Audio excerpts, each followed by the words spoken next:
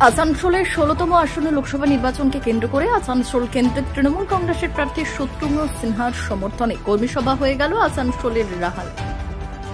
এদিন আসানসোল উত্তর বিধানসভা তৃণমূল কংগ্রেস ব্লক 1 নম্বরের উদ্যোগে কর্মী সভার আয়োজন করা হয়। এদিনের কর্মী সভায় উপস্থিত ছিলেন রাজ্যের মন্ত্রী মলয় ঘটক, আসানসোল পৌর নিগমের ডেপুটি মেয়র অভিজিৎ ঘটক, মেয়র পরিষদ গুরুদাস চ্যাটার্জি সহ অন্যান্যরা। এদিনের কর্মী সভায় কর্মীদের এলাকার মানুষজনদের সাথে জনসংযোগ বৃদ্ধি করার বিষয়ে বিশেষভাবে আলোচনা করা হয়। এই ওয়ার্ডে মোটামুটি যারা সক্রিয় কর্মী প্রায় সকলেই আছে এবং আজকের যে মিটিং, সেই মিটিংটা হচ্ছে কর্মী সভা।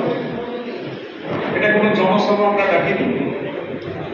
আগামী যে নির্বাচন, আমরা জানি যে আমাদের নেত্রী মমতা ব্যানার্জি তিনি শত্রুঘ্ন সিনহাকে আবার আমাদের নির্বাচনে আমরা এই ওয়ার্ড থেকে কিভাবে লড়াই করব, আমাদের কি স্ট্র্যাটেজি হবে, আজকের মিটিংটা কিন্তু সেই কারণেই কাটা।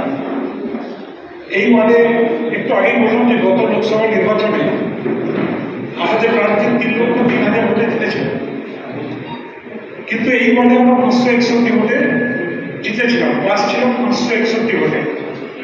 কিন্তু বিধানসভা ভোটে আমরা এই ওয়ার্ডে 1007 ভোটে লিড ছিল।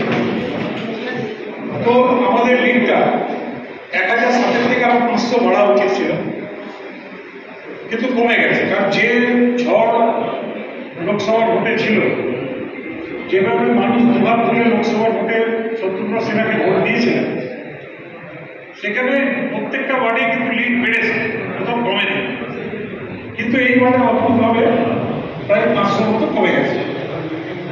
সেটার কিছুটা কারণ ছিল, কারণ তখন যে ভোটটা হয়েছিল এই ওয়ার্ডে অনেকগুলো বুথ আছে, যে বুথগুলোতে মাইনরিটি ভোটাররা থাকে, এবং সেই সময় রমজান মাস চলছে, এখনো রমজান মাস চলছে, ভোটের সময় রমজান মাস ছিল, এবং রমজান মাস ছিল প্রচন্ড গরম ছিল। তো গরমের কারণে, রমজান মাসের কারণে হয়তো অনেক ভোটদাতারা ভোট দিতে আসেনি। যদি ভোট দিতে না এসছেন, তাদেরকে আমরা ভোটের বুথ পর্যন্ত নিয়ে যেতে পারিনি, সেটা কিন্তু আমাদের ব্যর্থতা।